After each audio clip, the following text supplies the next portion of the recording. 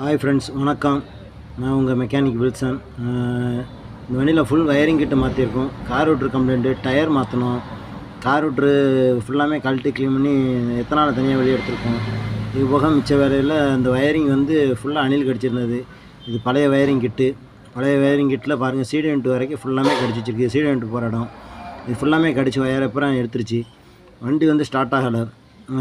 Clutch plate, engine oil, tyre, wiring set எல்லாமே set பண்ணி முடிஞ்சிச்சு. கிளச் பிளேட்டு, கிளச்சு கேபிள், ஒரு கிளச் பிளேட் வந்து 314 ரூபா வருது.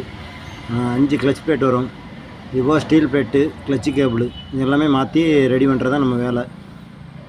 அசம்பிள் ஒர்க்கு ஃபுல்லாமே முடிஞ்சது. நேற்று வண்டி இப்போ ஸ்டார்ட் பண்ணி ஓட விட்ருக்கோம் நைட்டு. இப்போ வண்டியை வந்து அந்த வேலையை முடித்து டெலிவரி கொடுக்குறதுக்கு மறுநாள் காலைல சர்வீஸ் பண்ண போகிறோம்.